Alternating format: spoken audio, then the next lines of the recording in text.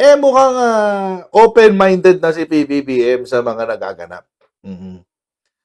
Open-minded. Open-minded na. Pwede na siyang pang-networking. Pwede na siyang pang-networking. Open-minded na siya. Oo. Open-minded na siya. Oo. Pwede na siyang ayain magkape. Open-minded ka ba? Tara, kape tayo. Ganon, oo. Open-minded na siya, guys. Oo. Pero syempre, kung that is you, if you will read between the lines, or if you will read between the lines, um, it's not yet 100%. Pero, I think it's because nag-iingat lang siya. Oo. Nag-iingat lang siya. By the way, mga kotsero, teka, na-save ko ba dito yun? Bago tayo pumunta sa ating topic, i-congratulate muna natin ang Marcos administration. Oo. Congratulate muna natin ang Marcos administration for a job well done. Mm. This is a job well done, mga kotsero. Oo, legit. Kanina kasi, mga kotsero, bago natin pag-usapan yung interview, nasa Leyte si PBBM para sa ceremonial turnover. Sa ceremonial turnover ng mga Yolanda Permanent Housing. Ayan, permanent housing ng Yolanda, guys. Oo. Yung hindi nagawa ni Digong. Yung hindi nagawa ni Digong. Oo. Yung hanggang ngayon, hindi pa rin matirhan. Mm-hmm. Alam nyo mga kutsero, di ba may docu nga dyan si GMA? May docu si GMA dyan eh. Yung mga housing projects ni Digong na hindi matirhan hanggang ngayon. Nabalitaan nyo ba yun? May ganon. Legit ho yun, legit. Oo. Meron talaga mga housing projects ni Digong na hanggang ngayon hindi pa rin natitiraan. Oo. So, ayan. Diyan ho siya galing kanina, si PBBM. Nag-ceremonial turnover sila. Tingnan natin yung numero. Siyempre, maniniwala tayo sa numbers, hindi sa chika-chika lang. Oo. Di katulad ng mga DDMs at saka mga fans ni Magalong, sa chika-chika naniniwala. After 777, may 30-30-30 naman. 30-30-30. Anak ka ng tipaklong. Bukas yan, bukas. 30-30-30. Oh my God. Anong sunod? 50-50-50. Anak ka ng tipaklong. Parang nangungulekta yata ng numero pang pang loto. Anyway.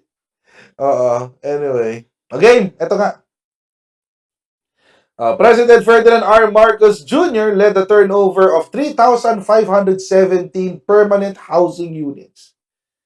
Permanent housing units na yan, mga kotsero. In Leyte, Samar, and Biliran. Diyos ko. Pati probinsya ni Glenn Chong, naaambunan. Ano ba naman yan? Mm-hmm. Oo. Pati yung probinsya ni Glenn Chong, naaambunan. Well, syempre, ganun naman talaga. Oo. Ganun naman talaga. Mm-hmm. Diba? Kahit kalaban mo sa politika, kahit inaaway ka dahil by virtue of them being Filipinos, hindi naman kasalanan ng mga taga-Biliran. Kung ganyan si Glenn Chong, diba?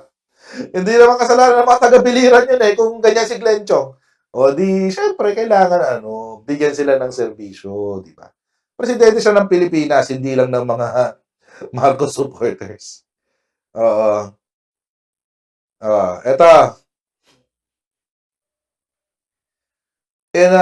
Including those displaced by Typhoon Yolanda and other vulnerable groups, these disaster-resilient homes were built under the NHA and the SUD.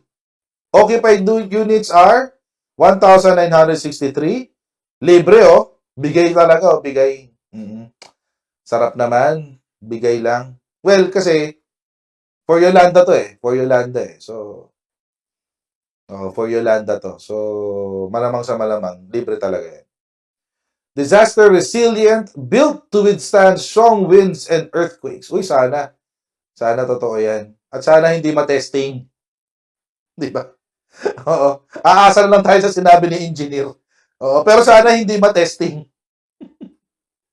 Ay, naka-slow mode pa rin. Sorry naman. Tanggalin natin si slow mode. Alam ko naman, nagagalit kayo pag slow mode Gusto nyo kasi yung mabilis yung, yung sagutan Tanggalin natin si slow mode. Kayo mag-alala. Ayan. Balikan natin. Tapos, tingnan natin yung mga numero. Ayan. Ito yung total. Turned over. So, ibig sabihin na ibigay na. Turned over na eh. Turned over na. So, ito yung mga locations. Cool Spring Residences, Riverside Community, blah blah. Ang dami niya, no? 8 in total. 3,517 lahat. Etong Marabotville at saka Culaba Housing Project, wala pa, hindi pa na titirahan. Pero itong mga nauna, itong unang 6, ito fully occupied, no? Si Cool Spring, si Mount Eagle, tsaka si Coconut Grove. Si Riverside, medyo marami-rami pang available kay Riverside. Konti pa lang ang nag-occupy. Pastranaville, may mga spaces pa. Oo. Tsaka kay Dagami Townville. At least dito, mga kutsero, nalalaman natin na na-occupy talaga. Kasi, di ba, nung panahon ni Digong, hindi natin alam kung na-occupy ba o hindi. Di ba? So,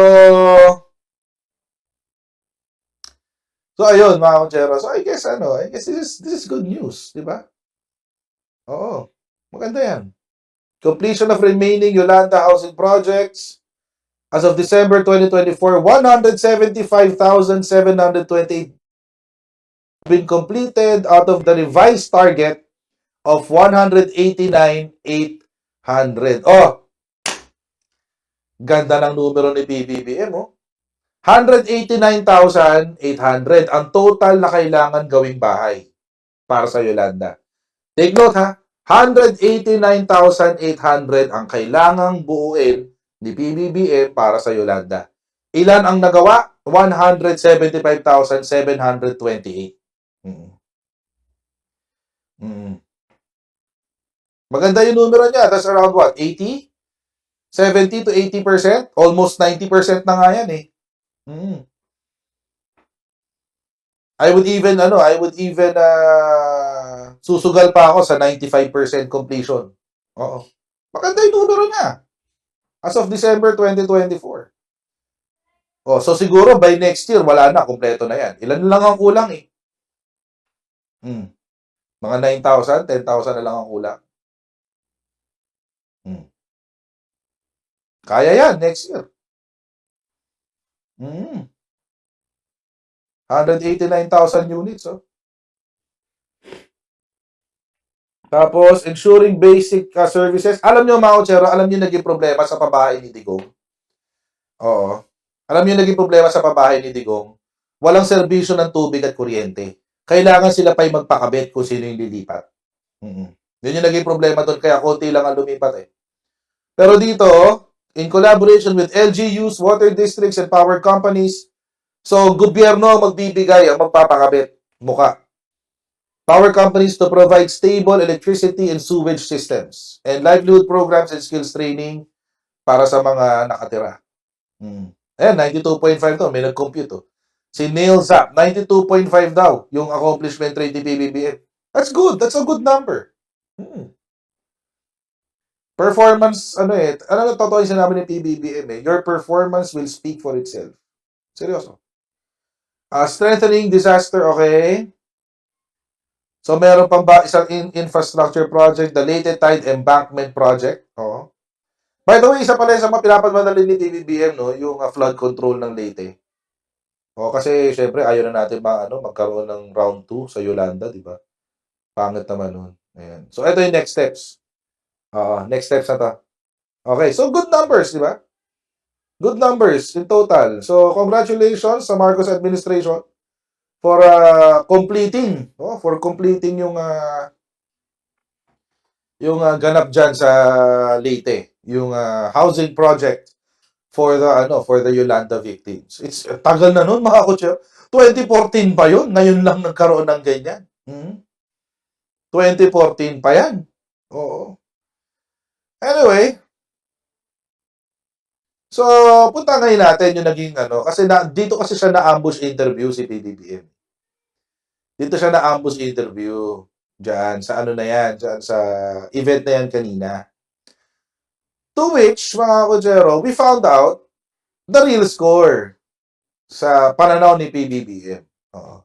Konting backtrack sa history, as usual, alam niyo naman, kilala niyo naman ako. Kapag nagla-livestream, binubuo natin yung konteksto. Oo.